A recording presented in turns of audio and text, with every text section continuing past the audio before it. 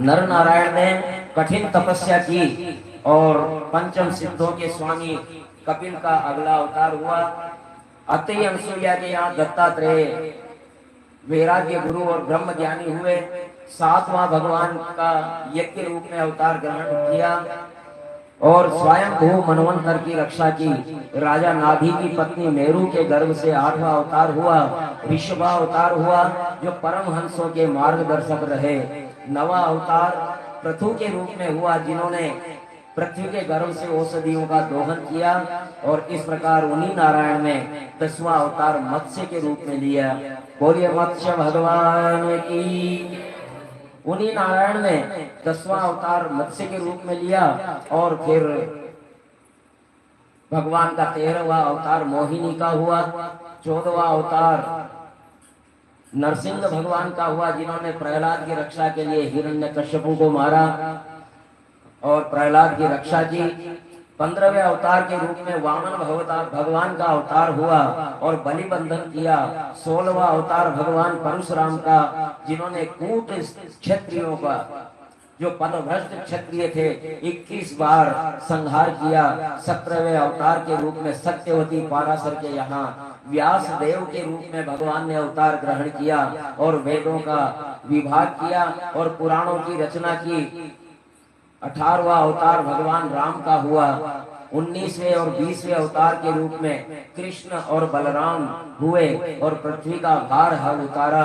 इस प्रकार मगध देश बिहार में देव द्वेषी दैत्यों के मोहने के लिए बुद्ध अवतार हुआ। और इस प्रकार आडंबरी धर्म का नग्न नर्तन, अंधविश्वास और रूढ़ियां धर्म हो गई थी। स्वच्छाचारी तांत्रिक वाम मार्ग का बोलबाला होने लगा तो भगवान ने बुद्ध रूप से अवतार लिया। इस प्रकार जब कलयुग में म्लेच्छों का आतंक बहुत बढ़ जाएगा, चारों तरफ अधर्म ही अधर्म हो जाएगा, तब संबल ग्राम में भगवान कल्कि रूप से 24वां अवतार लेंगे। और इस प्रकार भगवान के अवतारों का वर्णन सूत जी महाराज ने किया। अथा सो युग संध्यायां दस्यु प्रायेषु राजसु जनिता विष्णु यशसो नाम्ना कल्किर्जगत्पति।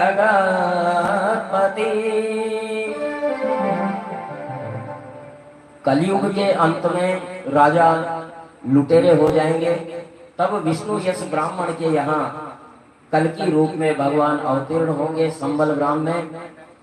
और इस प्रकार वैसे तो ईश्वर अंश जगत जीव अविनाशी चेतन अमल सहज सुख राशि जड़ चेतन खग मृग प्रकृति में तत्व रूप कण कण के वासी ये भगवान के अनंत अवतार हैं। लेकिन ये मुख्य अवतार थे जो मैंने तुमसे वर्णित किए। सोनकादिक ने पूछा। सूत जी महाराज कहते हैं कि एक बार व्यासदेव बड़े चिंतित थे। उन्होंने 18 पुराण लिख दिए थे, वेदों का विभाग कर दिया था। हरिओम। वेदों का विभाग कर दिया था, सारा कुछ कर दिया। 18 पुराण लिख दिए और अंत्यजों के लिए मोक्ष के लिए उन्होंने महाभारत का भी रचना कर दी थी। लेकिन फिर भी उनके मन में संतोष नहीं था, बड़ा असंतोष था। नारद जी आए तो नारद जी ने उनसे कहा कि अरे व्यास जी महाराज, क्या बात है, बहुत अच्छा प्रयास आपका रहा। वेदों का विभाग भी आपने कर दिया और पुराणों की रचना भी की और महाभारत के तो क्या कहने, बहुत अच्छा महाभारत लिख दिया आपने। तो व्यास जी महाराज बोले कि नारद जी महाराज, सब कुछ कर दिया मैंने, लेकिन फिर भी मेरे मन को संतोष नहीं है। तो बोले क्यों नहीं है, आपने इतना अच्छा कर दिया। तो नारद जी से पूछा कि क्या बात है, मेरे मन को संतोष क्यों नहीं हो पा रहा है। तो नारद जी कहते हैं कि देखो, आपने अभी तक ऊपर से नीचे देख करके और लिखा है जो भी लिखा है।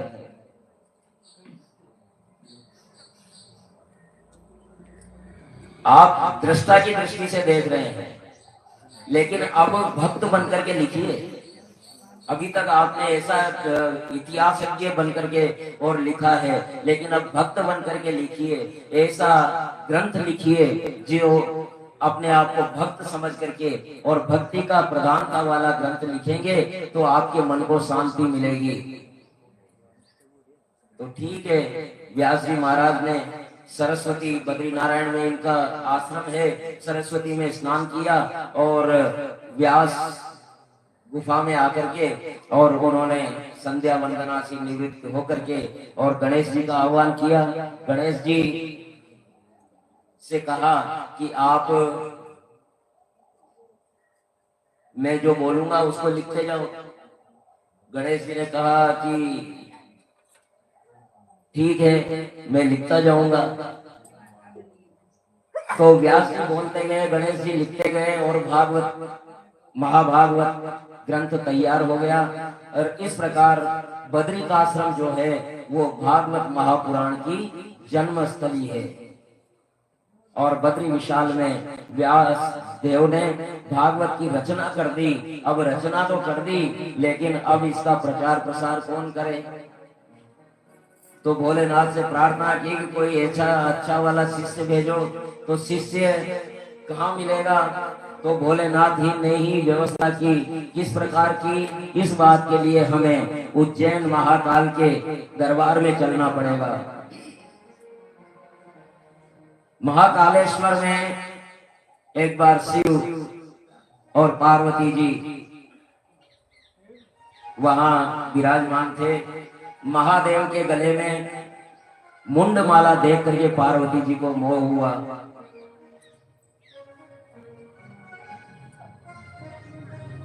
पल भर में बदल देते हैं जो चाल काल की, पल भर में बदल देते हैं जो चाल काल की। जय बोलो सभी प्रेम से श्री महाकाल की, जय बोलो सभी प्रेम से श्री महाकाल की, जय महाकाल की। पल भर में बदल देते हैं जो चाल काल की, पल भर में बदल देते हैं जो चाल काल की। जय बोलो सभी प्रेम से श्री महाकाल की, जय महाकाल की, जय महाकाल की। हर हर महादेव, हर हर महादेव।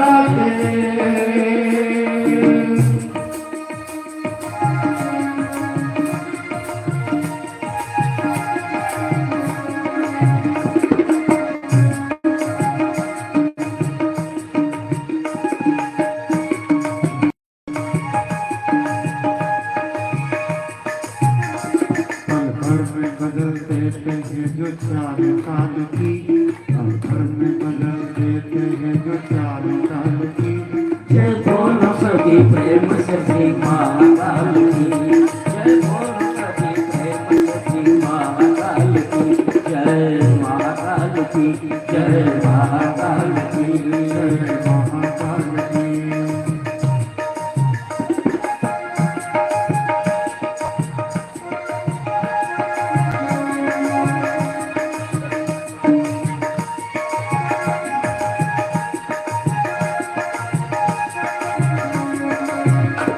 सुरधर मुनि न जान पाए काल की गति, सुरधर मुनि न जान पाए काल की गति। इस काल से अकाल ही रहे सतीपति, इस काल से अकाल ही रहे सतीपति। यह काल है बलवान सारी सृष्टि में बड़ा, काल है बलवान सारी सृष्टि में बड़ा। महाकाल के दरबार हाथ बांध के खड़ा, महाकाल के दरबार हाथ बांध के खड़ा। शिव प्रभु की काल जाए क्या मजाल काल की, शिव प्रभु की काल जाए क्या मजाल काल की। जय बोलो सभी प्रेम से श्री महाकाल की, जय बोलो सभी प्रेम से श्री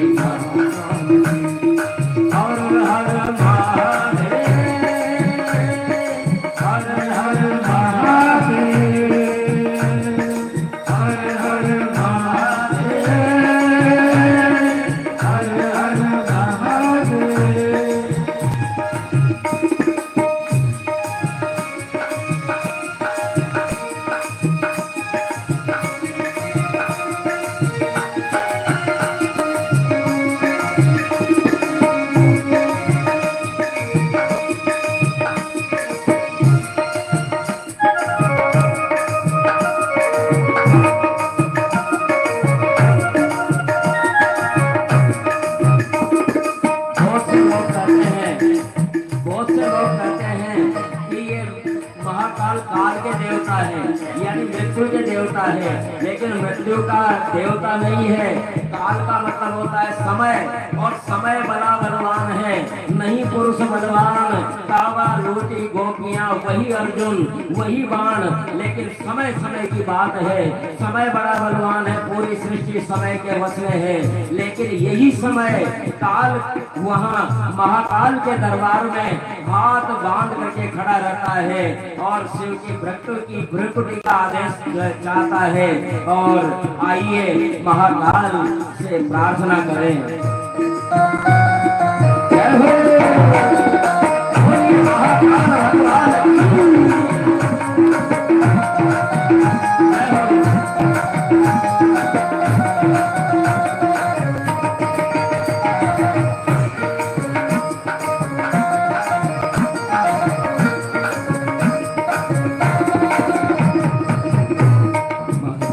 महाकाल भोलेनाथ आशुतोष की, महती कृपा भोलेनाथ आशुतोष की, दाता का महादान कुंभ पारितोष की, दाता का महादान कुंभ पारितोष की। इच्छा हुई कि सारा काम आप हो गया, इच्छा हुई कि सारा काम आप हो गया। सौभाग्य के प्रभात से दुर्भाग्य खो गया, सौभाग्य के प्रभात से दुर्भाग्य खो गया। पग पग पे बरसती रहे, पग पे बरसती रहे कृपा पार्वती, पग पग पे बरसती रहे कृपा पार्वती। जय बोलो सची जय सची महाकाल की, जय बोलो सची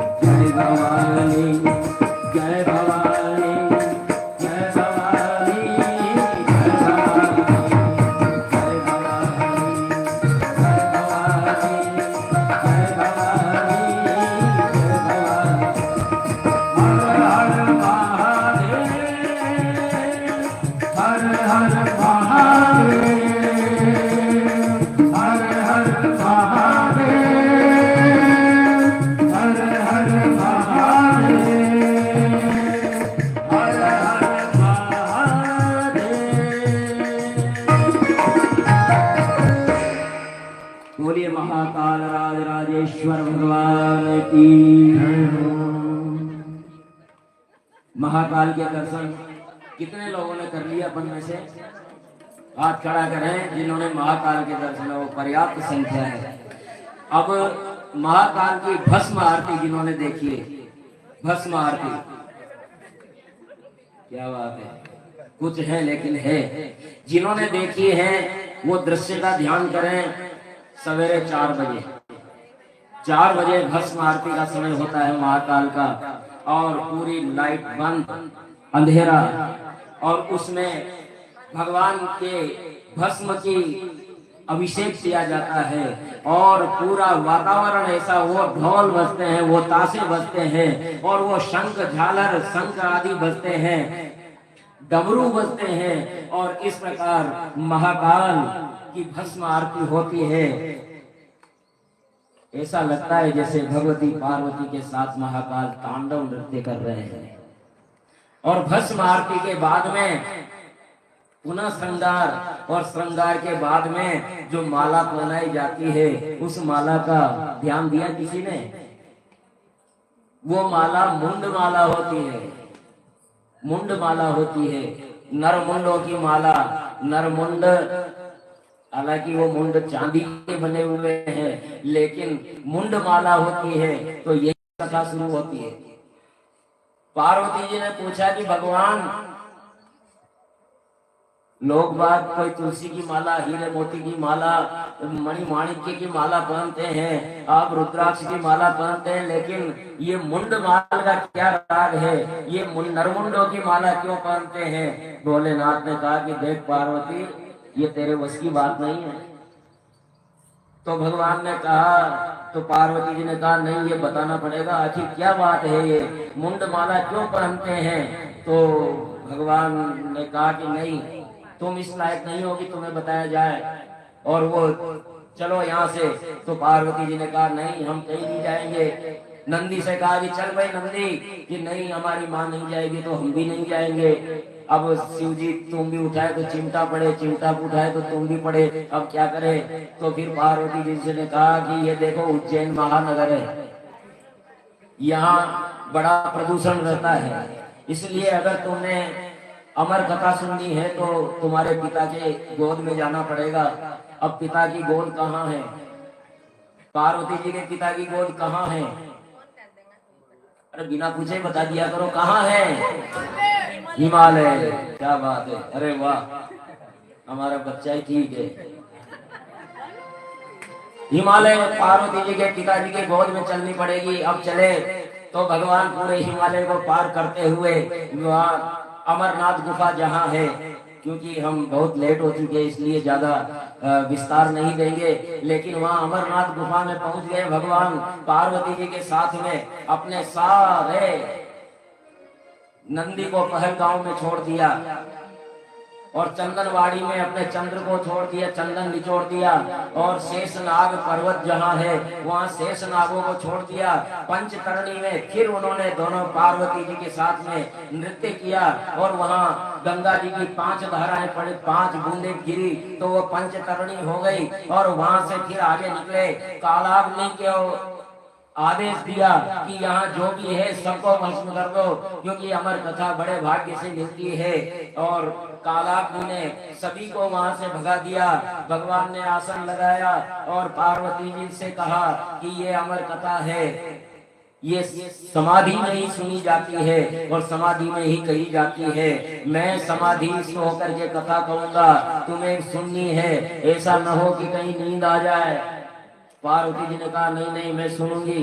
पार्वती जी कथा कहने लगे, यही भागवत कथा कहने लगे। कहते कहते आधी कथा सुनी और पार्वती जी को नींद आ गई। लेकिन भोलेनाथ की कृपा देखिए कि भोलेनाथ के आसन के नीचे ही एक तोते का बच्चा रह गया, अंडे में अंडे के रूप में। और जब तक चौथे दिन की कथा आई, चौथे दिन की कथा आई, तब तक वो अंडे से निकल करके और तोते के सुख शिशु के रूप में हो गया। और पार्वती जैसे ही सोई और वो तोते का बच्चा हुंकारा देने लग गया, वसुदेव देवकी के यहाँ कृष्ण भगवान ने जन्म लिया। जो भी भगवान कथा कहते शिव जी, और तोता हुंकारा देता रहा और कथा पूरी हुई। कथा पूरी होने के बाद में पार्वती जी से कहा, पार्वती जी कथा सुनी। पार्वती जी ने कहा अरे भगवान मुझे तो नींद आ गई। तो फिर अब ये किसने हुंकारा दिया। खड़े हो गए त्रिशूल लेकर के, त्रिशूल लेकर के खड़े होते ही आसन के नीचे से तोते का बच्चा उठ करके भागा। भगवान शिव पीछे पीछे, तोते का बच्चा आगे आगे। और व्यास गुफा के वहां से आकर के उसने देखा कि एक बड़ा सुंदर घोंसला है। दरअसल व्यास पत्नी अपनी छोटी गुथवा रही थी, उनका मुंह खुला हुआ था। सुखदेव जी ने सोचा कि ये सबसे सुरक्षित स्थान है, और सुखदेव मुनि के व्यास जी के पत्नी के मुंह में वो घुस गए अंदर। और महादेव वहां आए और आकर के व्यास जी, व्यास इधर आओ। व्यास जी ने कहा भगवान आपने क्यों तकलीफ की, मुझे कहते मैं आ जाता। तो उसने कहा नहीं नहीं मेरा शिकार तुम्हारे पास आ गया है। बोले भोलेनाथ आपका शिकार कौन नहीं है, ये पूरा चराचर जगत आपका ही शिकार है। तो भोलेनाथ ने कहा नहीं आ गया है। तो व्यास जी ने ध्यान लगा करके देखा, प्रभु आपकी कृपा से ही इसने अमर कथा सुनी है, और आपकी कृपा से ही ये मेरी पत्नी के गर्भ में आया है, और आपकी कृपा से मेरा ये शिष्य सिद्ध होगा। इसलिए आप कृपा करें, क्रोध छोड़ें और पुनः जाएं। ये सुखदेव जी की जन्म की कथा थी, और ये सुखदेव जी की जन्म कथा अमरनाथ गुफा से जुड़ी हुई है। और अमरनाथ गुफा कहाँ है, बोलिए अमरनाथ गुफा कहाँ है। अरे बोलिए भाई, जब कहा जाए बोलने के लिए, वैसे तो बहुत बातें करते हैं, लेकिन जब कहा जाए तब नहीं बोलते। अमरनाथ गुफा कहाँ है? कहाँ है अमरनाथ गुफा? कहाँ है? मैं पूछ रहा हूँ अमरनाथ गुफा कहाँ है? ये करें अमरनाथ में। अब क्या किया जाए? अमरनाथ गुफा है आधुनिक जम्मू कश्मीर प्रांत के दक्षिणी कश्मीर में। दक्षिणी कश्मीर में अमरनाथ है। और अमरनाथ की स्थिति ऐसी थी, कुछ वर्ष पहले तक हम गए थे 2007 में, और तब वो भूमि विवाद चल रहा था। अमरनाथ यात्रियों के लिए कुछ जमीन केंद्र सरकार ने अधिकृत करके और यात्रियों के सुविधा के लिए दे दी थी, और उसका ये महबूबा मुफ्ती आदि जो नेता थे, आतंकवादियों ने उसका बहुत विरोध किया, पूरी घाटी बंद थी। तो वो जमीन वापस ले ली गई अमरनाथ श्राइन बोर्ड से, और वापस ले ली गई तो इसके विरोध में पूरे भारत में भारत बंद था। उस समय हम गए थे 2007 में, संगीनों के साए में। कहाँ बम फट जाएगा कोई बात नहीं थी, लेकिन हम गए और बड़ा आनंद लिया। आइए संक्षेप में अमरनाथ की यात्रा का आनंद लें। महाकाल भी पुकारे, जय अमरनाथ। महाकाल भी पुकारे, जय अमरनाथ। महाकाल भी पुकारे, जय अमरनाथ। महाकाल भी पुकारे, जय अमरनाथ। महाकाल भी पुकारे, जय अमरनाथ। महाकाल भी पुकारे, जय अमरनाथ। हम क्यों ना पुकारे, जय अमरनाथ। हम क्यों ना पुकारे,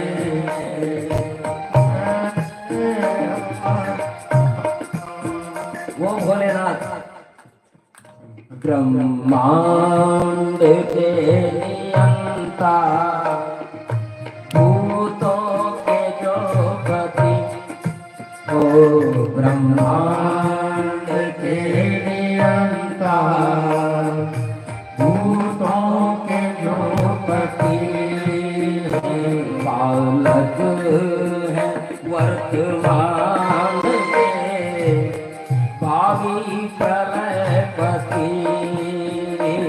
पालक है वर्तमान के, भावी प्रलयपति।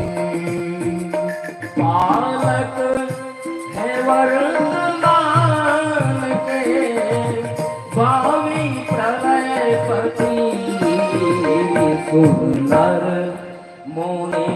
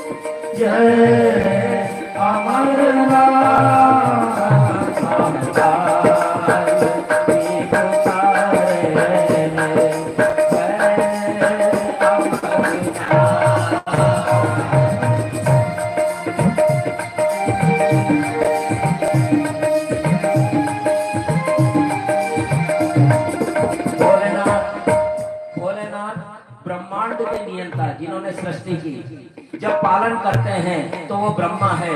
भूतों के जो पति, जो भूतकाल में निकल गया है, वो भी आपके कारण है। और वर्तमान में जो पालन हो रहा है वो विष्णु भी आप हैं। और भविष्य में जो प्रलय होगा वो भी करने वाले आप हैं। इसलिए हे प्रभु, महाकाल क्रम बताए सृष्टि के जाल का। ओ महाकाल क्रम बताए सृष्टि के जाल का। कारण भवानी पूछे कल कुंड माल का। भवानी पूछे गलमुंड माल का। ब्रह्मा विष्णु महेश आदि सब आपका ध्यान देते हैं, आप किसका ध्यान देते हैं?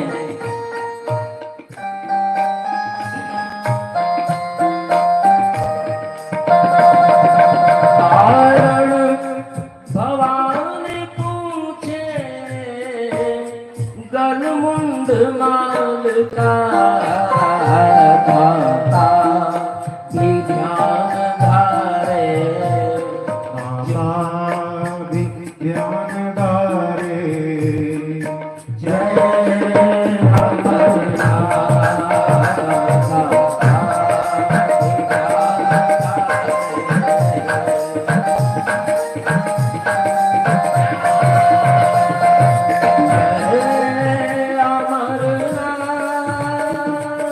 जय